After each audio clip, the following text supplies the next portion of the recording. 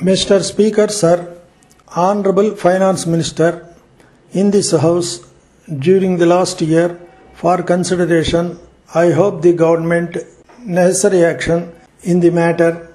I would like to speak. I is here represented by a small perpendicular tick. It is only for convenience. I would like to, two is omitted, speak. I would like to speak. Availability, large number of sanctioned, charge of the, I am happy, implemented, short form.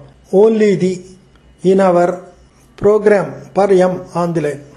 Municipalities, available, rural areas, rural people, water supply, making arrangements, making K doubled, it is short form. As regards, we are sorry, at the same time, you will be able to.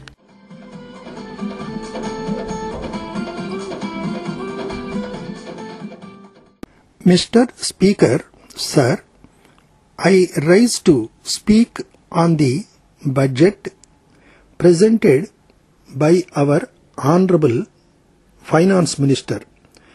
Before I start, I thank you very much for giving me an opportunity to speak in this House.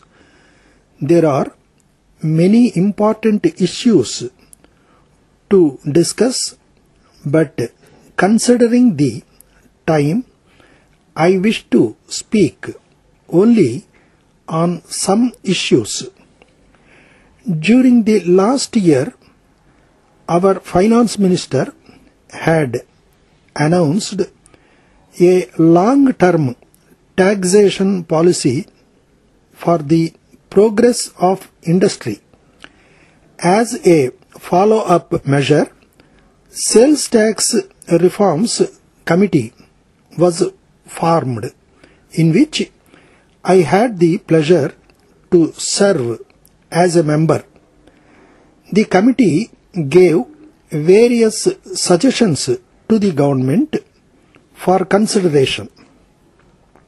I hope the government will accept and take necessary action in the matter.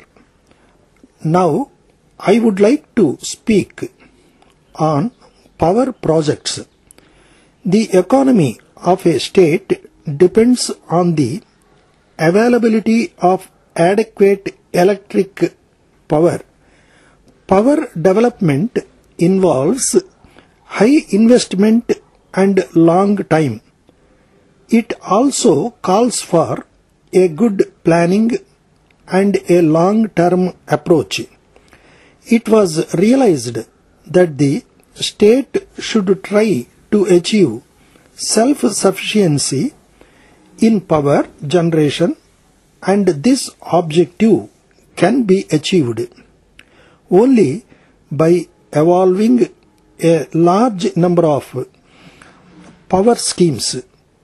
I hope the schemes now sanctioned after this government took charge of the affairs of the state will fulfill the dreams of the people. I am happy to note that the community development scheme has been successfully implemented in all the blocks in our state. We have recently extended the program to cover the townships and municipalities. Our state occupies a pride of place in the educational map of India.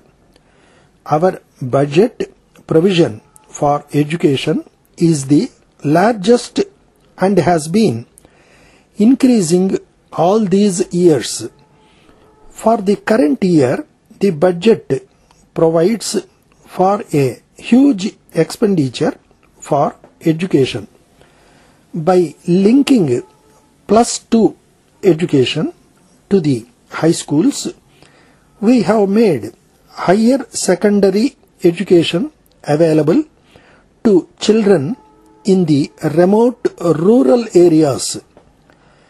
I appreciate the steps taken by this government to remove illiteracy among the rural people. Moving on to the next subject, I wish to say a few words on the provision of water supply. The government has made arrangements to supply drinking water through lorries, but the lorries carrying water often visit the places during midnight, thereby causing inconvenience to the people. It should be totally avoided. The drinking water may be supplied during daytime so that the housewives can easily take the water to their homes. Letter from Murugan Brothers, Chennai, to Messrs. Balaji and Sons, Madurai. Dear Sirs, we have received your letter dated 7th March and noted the contents therein. As requested by you, we are making arrangements to dispatch the sanitary items through lorry today. We hope the same will reach your place safely tomorrow morning. On opening the packages, if you find any of the items broken, please inform about the same to us so that we can supply new ones. As regards payment, we are sorry to state that you have not kept up your promise made in your previous letter. We hope that you will send check now. Considering our long business relations with you, we are giving credit facilities. But at the same time, you should not take undue advantage over this. We think you will be able to understand our position. We trust that you will be able to send the amount early. Thanking you, yours faithfully.